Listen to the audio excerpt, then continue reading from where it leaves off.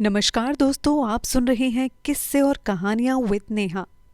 इस कार्यक्रम के एपिसोड में आप सुनेंगे मुंशी प्रेमचंद जी की कहानी माता का हृदय। माधवी की आंखों में सारा संसार अंधेरा हो रहा था।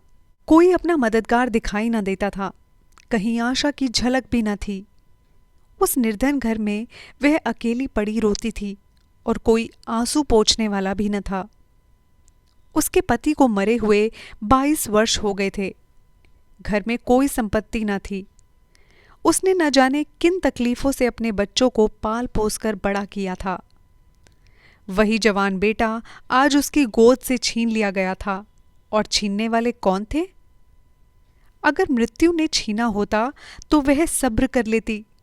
मौत से किसी को द्वेष नहीं होता, मगर स्वार्थियों के हाथों यह अत्याचार असह्य हो रहा था। इस घोर संताप की दशा में उसका जी रह रहकर इतना विफल हो जाता कि इसी समय चलूं और उस अत्याचारी से इसका बदला लूं जिसने उस पर निष्ठुर आघात किया है। मारूं या मर जाऊं, दोनों में ही संतोष हो जाएगा। कितना सुंदर, कितना होनहार बालक था। यही उसके पति की निशानी, उसके जीवन का आधार, उसकी उम्र भर की कमाई थी। वही लड़का इस वक्त जेल में पड़ा न जाने क्या क्या तकलीफें झेल रहा होगा। और उसका अपराध क्या था? कुछ नहीं। सारा मोहल्ला उस पर जान देता था। विद्यालय के अध्यापक उस पर जान देते थे। अपने बेगाने सभी तो उससे प्यार करते थे। कभी उसकी कोई शिकायत सुनने को नहीं आई। ऐसे बालक की माता होने पर उसे बधाई देती थी। कैसा सज्जन, कैसा उदार, कैसा परमार्थी। खुद भूखा सो जाए, मगर क्या मजाल कि द्वार पर आने वाले अतिथि को रूखा जवाब दे। ऐसा बालक क्या इस योग्य था कि जेल में जाता? उसका अपराध यही था कि वह कभी कभी सुनने वालों को अपनी दुखी भाइयों का दुखड़ा सुनाया करता था। अत्याचार से पीड़ित प्राणियों की मदद के लिए हमेशा तैयार रहता था। क्या यही उसका अपराध था? दूसरों की सेवा करना भी अपराध है? किसी अतिथि को आश्रय देना भी अपराध है? इस युवक का नाम आत्मानंद था। दुर्भाग्यवश उसमें वे सभी सद्गुण थे जो जेल का द्वार खोल देते थे। वह निर्भीक था, स्पष्टवादी था, साहसी था, स्वदेश प्रेमी था, निस्वार्थ था, कर्तव्य परायण था। जेल जाने के लिए इन्हीं गुणों की जरूरत है। स्वाधीन प्राणियों के लिए वे गुण स्वर्ग का द्वार खोल देते हैं, पराधीनों के लिए नरक के। आत्मानंद के सेवा कार्य ने, उसके राजनीतिक लेखों ने उसे सरकारी कर्मचारियों की नजरों में चढ़ा दिया था। सारा पुलिस विभाग नीचे से ऊपर तक उससे सतर्क रहता था। सभी की निगाहें उस पर लगी रहती थीं। आखिर जेल में एक भयंकर डाके ने उन्हें इच्छित अवसर प्रदान कर दिया। आत्मानंद के घर की तलाशी हुई। कुछ पत्र और लेख मिले जिन्हें पुलिस ने डाके का बीजक सिद्ध किया। लगभग 20 युवकों की एक टोली फांस ली गई। आत्मानंद इसका मुखिया ठहराया गया। शहादतें हुई। इस बेकारी और गिरानी के जमाने में आत्मा से सस्ती और कौन सी वस्तु हो सकती है? बेचने को और किसी के पास रहे ही क्या गया है? नाम मात्र का प्रलोभन देकर अच्छे से अच्छी शहादतें मिल सकती हैं, और पुलिस के हाथ तो निकृष्ट से निकृष्ट गवाही भी देववाणी का महत्व प्राप्त कर लेते हैं। शहादतें मिल गई। महीने भर तक मुकदमा क्या चला, एक स्वांग चलता रहा, और सारे अभियुक्तों को सजाएं दे दी गईं। आत्मानंद को सबसे कठोर दंड मिला, 9 वर्ष का कठिन कारावास। माधवी रोज कचहरी जाती, एक कोने में बैठी सारी कार्यवाही देखा करती। जब आत्मानंद को सजा सुना दी गई और वह माता को प्रणाम करके सिपाहियों के साथ चला, तो माधवी मूर्छित होकर गिर पड़ी। 2-4 सज्जनों ने उसे एक तांगे पर बिठाकर घर तक पहुंचाया। जब से वह होश में आई, उसके हृदय में शूल सा उठ रहा है। किसी तरह धैर्य नहीं होता। उस घोर आत्मवेदना की दशा में अब जीवन का एक लक्ष्य दिखाई देता है, और वह इस अत्याचार का बदला है। अब तक पुत्र उसके जीवन का आधार था, अब शत्रुओं से बदला लेना ही उसके जीवन का आधार होगा। जीवन में उसके लिए कोई आशा न थी। इस अत्याचार का बदला लेकर वह अपना जन्म सफल समझेगी। इस अभागे नर पिशाच बगची ने जिस तरह उसे रक्त के आंसू रुलाए हैं, उसी भांति वह भी उसे रुलाएगी। नारी हृदय कोमल है, लेकिन केवल अनुकूल दशा में। जिस दशा में पुरुष दूसरों को दबाता है, स्त्री शील और विनय की देवी हो जाती है। लेकिन जिसके हाथों में अपना सर्वनाश हो, उसके प्रति स्त्री की पुरुष से कम घृणा और क्रोध नहीं होता। अंतर इतना ही है कि पुरुष शास्त्रों से काम लेता है, स्त्री कौशल से। रात भीगती जाती थी और माधवी उठने का नाम न लेती थी। उसका दुख प्रतिकार के आवेश में विलीन हो जाता था, यहाँ तक कि उसके सिवा उसे और किसी बात की याद ही नहीं रहती थी। उसने सोचा, कैसे यह काम होगा। कभी घर से नहीं निकली। वैधव्य के 22 साल इसी घर में कट गए और अब निकलूंगी, जबरदस्ती निकलूंगी।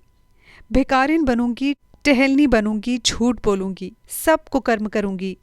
सत्कर्म के लिए संसार में स्थान नहीं। ईश्वर ने निराश होकर कदाचित उसकी ओर से मुंह फेर लिया है।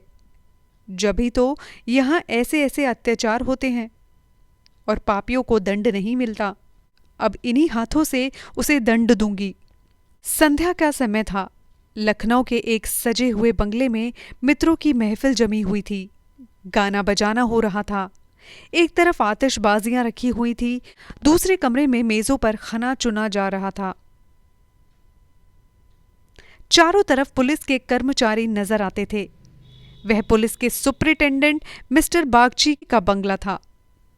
कई दिन हुए उन्होंने एक मार्के का मुकदमा जीता था। अफसरों ने खुश होकर उनकी तरक्की की पार्टी दी और उसी की खुशी में यह उत्सव मनाया जा रहा था।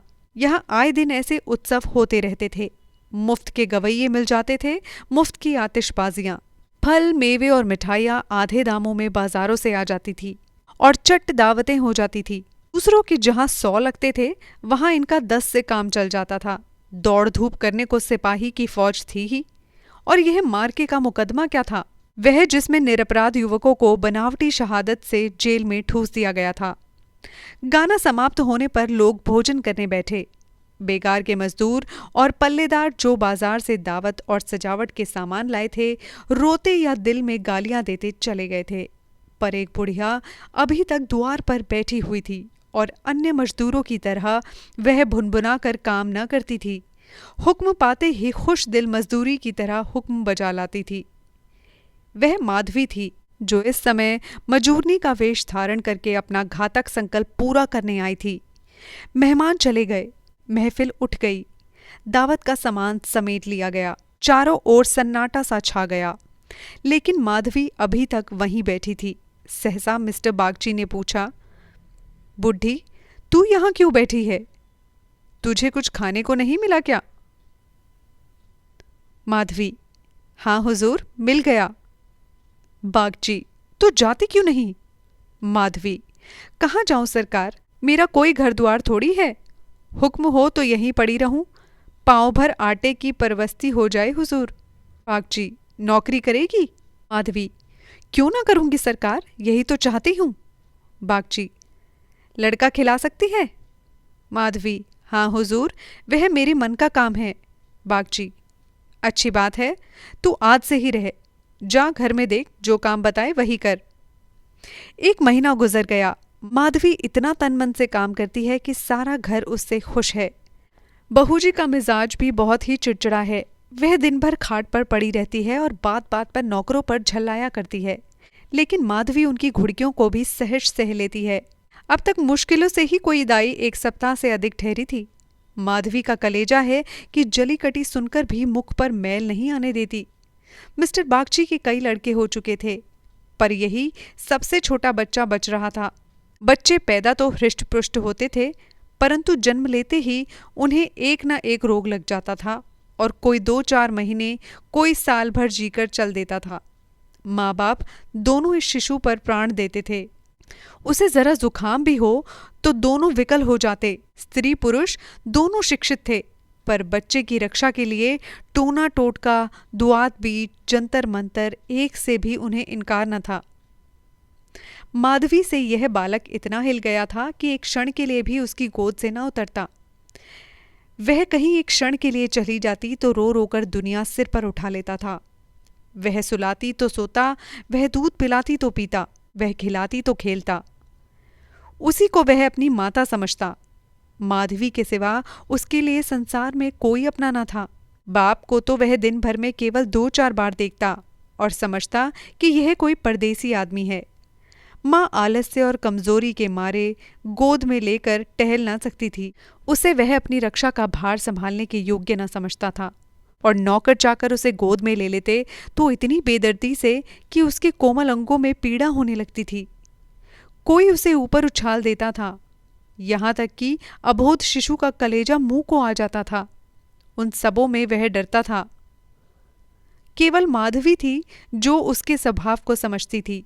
वह जानती थी कि कब क्या करने से बालक प्रसन्न होगा, इसलिए बालक को भी उससे प्रेम था। माधवी ने समझाया था यहाँ कंचन बरसता होगा, लेकिन उसे देखकर कितना विस्मय हुआ कि बड़ी मुश्किल से ही महीने का खर्च पूरा पड़ता है। नौकरों से एक एक पैसे का हिसाब लिया जाता था और बहुधा अवश्य वस्तुएं भी टाल दी जाती थी। एक दिन माधवी ने कहा, बच्चे के लिए कोई तेज गाड़ी क्यों नहीं मंगवा देती? गोद में उसकी बाढ़ मारी जाती है। मिसेस बागची ने कुंठित होकर कहा, कहाँ से मंगवा दूं? कम से कम 50-60 रुपए में आएगी। इतने रुपए कहाँ हैं? माधवी, मालकिन, आप भी ऐसा कहती हैं? मिसेस बागची, झूठ नहीं कहती। बाबूजी की पहली स्त्री से 5 लड़कियां और हैं। सब इस समय इलाहाबाद में एक एक स्कूल में पढ़ रही हैं। बड़ी की उम्र 15 से 16 वर्ष से कम न होगी। आधा वेतन तो उधार ही चला जाता है। फिर उनकी शादी की भी तो फिक्र है। 5 के विवाह में कम से कम 25,000 रुपए लगेंगे। इतने रुपए कहाँ से आएंगे? मैं चिंता के मारे मरी जाती हूँ। मुझे कोई दूसरी बीमारी नहीं है, केवल चिंता का रोग है। माधवी, घूस भी तो मिलती है। मिसेस बागची, बूढ़ी, ऐसी कमाई में बरकतें नहीं होती। यही क्यों? सच पूछो तो इसी घूस ने हमारी यह दुर्गति कर रखी है। क्या जाने औरों को कैसे हजम होती है। यहाँ तो जब से ऐसे रुपए आते हैं तो कोई ना कोई नुकसान भी अवश्य हो जाता है। एक आता है तो 2 लेकर जाता है। बार बार मना करती हूँ, हराम की कौड़ी घर में न लाया करो, लेकिन मेरी कौन सुनता है। बात यह थी कि माधवी को बालक से स्नेह होता जाता था। उसके अमंगल की कल्पना भी वह न कर सकती थी। वह अब उसी की नींद सोती और उसी की नींद जागती। अपने सर्वनाश की बात याद करके उसे एक क्षण के लिए बागची पर क्रोध तो आता और घाव फिर हरा हो जाता था, पर मन में कुत्सित भावों का आधिपत्य न था। घाव भर रहा था, केवल ठेस लगने के दर्द से हो जाता था। उसमें स्वयं टीस या जलन न थी। इस परिवार पर अब उसे दया आती थी। सोचती, बेचारे यह छीन झपट ना करें तो कैसे गुजर हो। लड़कियों का विवाह कहाँ से करेगी? स्त्री को जब देखो बीमार ही रहती है। उन पर बाबूजी को 1 बोतल शराब भी रोज चाहिए। यह लोग स्वयं अभागे हैं, जिनके घर में 5-5 कवारी कन्या हैं। बालक हो होकर मर जाते हों, स्वामी शराब का तली हो, उस पर तो यूं ही ईश्वर का कोप है। इनसे तो मैं अभागिन ही अच्छी। दुर्बल बालकों के लिए बरसात बुरी बला है। कभी खांसी, कभी ज्वर, कभी दस्त। जब हवा में ही शीत भरी हो तो कोई कहाँ तक बचाए। माधवी एक दिन अपने घर चली गई थी। बच्चा रोने लगा तो माँ ने एक नौकर को दिया, इसे बाहर बहलाला। नौकर ने बाहर ले जाकर हरी हरी घास पर बिठा दिया। पानी बरस कर निकल गया था। भूमि गीली हो गई थी। कहीं कहीं पानी भी जमा हो गया था। बालक को पानी में छपके लगाने से ज्यादा प्यारा और कौन सा खेल लग सकता है। खूब प्रेम से उमंग उमंग कर पानी में लौटने लगा। नौकर बैठा और आदमियों के साथ गपशप करता रहा। इसी तरह घंटों गुजर गए। बच्चे ने खूब सर्दी खाई। घर आया तो उसकी नाक बह रही थी। रात को माधवी ने आकर देखा तो बच्चा खांस रहा था। आधी रात के करीब उसके गले से खुर खुर की आवाज निकलने लगी। माधवी का कलेजा सन्न से हो गया। स्वामिनी को जगाकर बोली, देखो तो बच्चे को क्या हो गया है? क्या सर्दी वर्दी तो नहीं लग गई? हाँ, सर्दी ही मालूम होती है। स्वामिनी हकबका कर उठ बैठी और बालक की खुरखुराहट सुनी तो पांव तले जमीन निकल गई। वह भयंकर आवाज उसने कई बार सुनी थी और उसे खूब पहचानती थी। व्यग्र होकर बोली, जरा आग जलाओ, थोड़ा सा तंग आ गई। आज कहार जरा देर के लिए बाहर ले गया था। उसी ने सर्दी में छोड़ दिया होगा। सारी रात दोनों बालकों को सेकती रही। किसी तरह सवेरा हुआ। मिस्टर बागची को खबर मिली तो सीधे डॉक्टर के यहाँ दौड़े। खैरियत इतनी थी कि जल्दी एहतियात की गई। 3 दिन में अच्छा हो गया, लेकिन इतना दुर्बल हो गया कि उसे देखकर डर लगता था। सच पूछो तो माधवी की तपस्या ने बालक को बचाया। माता पिता सो जाते, किंतु माधवी की आंखों में नींद न थी। खाना पीना तक भूल गई, देवताओं की मनौतियां करती, बच्चे की बलाई लेती, बिल्कुल पागल सी हो गई थी। यह वही माधवी थी जो अपने सर्वनाश का बदला लेने आई थी। अपकार की जगह उपकार कर रही थी। विष पिलाने आई थी, सुधा पिला रही थी। मनुष्य में देवता कितना प्रबल है। प्रातःकाल का समय था। मिस्टर बागची शिशु के झूले के पास बैठे हुए थे। स्त्री के सिर में पीड़ा हो रही थी, वहीं चारपाई पर लेटी हुई थी, और माधवी समीप बैठी बच्चे के लिए दूध गर्म कर रही थी। सहसा बागची ने कहा, बूढ़ी, हम जब तक जिएंगे तुम्हारा यश गाएंगे। तुमने बच्चे को जिला लिया। स्त्री, यह देवी बनकर हमारा कष्ट निवारण करने के लिए आई है। यह ना होती तो न जाने क्या होता। बूढ़ी, तुमसे मेरी एक विनती है। यूं तो मरना जीना प्रारब्ध के हाथ है, लेकिन अपना अपना पौरा भी बड़ी चीज है। मैं अभागिनी हूं। अब कि तुम्हारे ही पुण्य प्रताप से बच्चा संभल गया। मुझे डर लग रहा था कि ईश्वर इसे हमारे हाथ से छीन न ले। सच कहती हूँ बूढ़ी, मुझे इसको गोद में लेते हुए डर लगता है। इसे तुम आज से अपना बच्चा समझो। तुम्हारा होकर शायद बच जाए। हम अभागे हैं, हमारा होकर इस पर नित्य कोई ना कोई संकट आता रहेगा। आज से तुम इसकी माता हो जाओ। तुम इसे अपने घर ले जाओ, जहां चाहे ले जाओ। तुम्हारी गोद में रहेगा तो मुझे चिंता न रहेगी। वास्तव में तुम ही इसकी माता हो, मैं तो राक्षसी हूं। माधवी, बहू जी, भगवान सब कुशल करेंगे, क्यों जी छोटा करती हो। मिस्टर बागची, नहीं नहीं बूढ़ी माता, इसमें कोई हर्ज नहीं है। मैं मस्तिष्क से तो इन बातों को ढकोसला ही समझता हूँ, लेकिन हृदय से इन्हें दूर नहीं कर सकता। मुझे स्वयं मेरी माताजी ने एक धोबिन के हाथ बेच दिया था। मेरे 3 भाई मर चुके थे। मैं जो बच गया तो मेरे माँ बाप ने समझा बेचने से ही इसकी जान बची है। तुम इस शिशु को पालो पोसो, इसे अपना पुत्र समझो। खर्च हम बराबर देते रहेंगे, इसकी कोई चिंता मत करना। कभी कभी जब हमारा जी चाहेगा आकर देख लिया करेंगे। हमें विश्वास है कि तुम इसकी रक्षा हम लोगों से कहीं अच्छी तरह से कर सकती हो। मैं कुकर्मी हूँ। जिस पेशे में हूँ उसमें कुकर्म किए बगैर काम नहीं चल सकता। झूठी शहादतें बनानी ही पड़ती हैं, निरपराधों को फंसाना ही पड़ता है। आत्मा इतनी दुर्बल हो गई है कि प्रलोभनों में पड़ ही जाता हूँ। जानता ही हूँ कि बुराई का फल बुरा ही होता है, पर परिस्थिति से मजबूर हूँ। अगर ना करूँ तो आज नालायक बनाकर निकाल दिया जाऊँगा। अंग्रेज हजारों भूले करें, कोई नहीं पूछता। हिंदुस्तानी एक भी भूल कर बैठे तो सारे अफसर उसके सिर हो जाते हैं। हिंदुस्तानियत को दोष मिटाने के लिए कितनी ही ऐसी बातें करनी पड़ती हैं जिनका अंग्रेज़ों के दिलों में कभी ख्याल भी ना पैदा हो सके। तो बोलो, स्वीकार करती हो? माधवी गदगद होकर बोली, बाबूजी, आपकी इच्छा है तो मुझसे भी जो कुछ बन पड़ेगा आपकी सेवा कर दूंगी। भगवान बालक को अमर करे, मेरी तो उनसे यही विनती है। माधवी को ऐसा मालूम हो रहा था कि स्वर्ग के द्वार सामने खुले हैं और स्वर्ग की देवियां आंचल फैला फैलाकर आशीर्वाद दे रही हैं। मानो उसके अंतस्थल में प्रकाश की लहरें सी उठ रही हैं। स्नेहमय सेवा में कितनी शांति है। बालक अभी तक चादर ओढ़े सो रहा था। माधवी ने दूध गर्म हो जाने पर उसे झूले पर से उठाया तो चिल्ला पड़ी। बालक की देह ठंडी हो गई थी और मुंह पर पीलापन आ गया था, जिसे देखकर कलेजा हिल जाता था। कंठ से आह निकल आती है और आंखों से आंसू बहने लगते हैं। जिसने इसे एक बार देखा है और फिर कभी नहीं भूल सकता। माधवी ने शिशु को गोद से चिपटा लिया। हालांकि नीचे उतार देना चाहिए था। कोहराम मच गया। माँ बच्चे को गले से लगाए रोती थी, पर उसे जमीन पर ना सुलाती थी। क्या बातें हो रही थी और क्या हो गया। मौत को धोखा देने में आनंद आता है। वह उस वक्त कभी नहीं आती जब लोग उसकी राह देख रहे होते हैं। रोगी जब संभल जाता है, जब वह पत्थे लेने लगता है, उठने बैठने लगता है, घर भर खुशियां मनाने लगता है। सबको विश्वास हो जाता है कि संकट टल गया। उसी वक्त घात में बैठी हुई मौत सिर पर आ जाती है। यही उसकी निठुर लीला है। आशाओं के बाग लगाने में हम कितने कुशल हैं। यहाँ हम रक्त के बीज बोकर सुधा के फल खाते हैं। अग्नि से पौधों को सींचकर शीतल छांव में बैठते हैं। हाँ, मंदबुद्धि। दिन भर मातम होता रहा। बाप रोता था, माँ तड़पती थी और माधवी बारी बारी से दोनों को समझाती थी।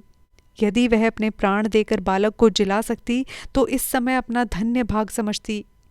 वह अहित का संकल्प करके यहाँ आई थी, और आज जब उसकी मनोकामना पूरी हो गई और उसे खुशी से फूला न समाना चाहिए था, उसे उससे कहीं घोर पीड़ा हो रही थी, जो अपने पुत्र की जेल यात्रा में हुई थी। रुलाने आई थी और खुद रोती हुई जा रही थी।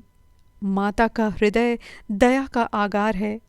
उसे जलाओ तो उसमें दया की ही सुगंध निकलती है, पीसो तो दया का ही रस निकलता है।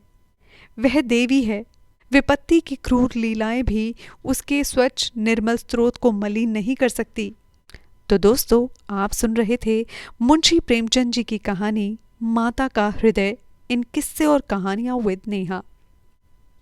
अगर आपको ये कहानी पसंद आई तो बेल आइकन को ज़रूर दबाएं, और हाँ, लाइक सब्सक्राइब करना बिल्कुल भी ना भूलें। अब आपसे फिर मुलाकात होगी अगले शुक्रवार ठीक 9 बजे। तब तक के लिए मुझे दीजिए इजाज़त। नमस्कार।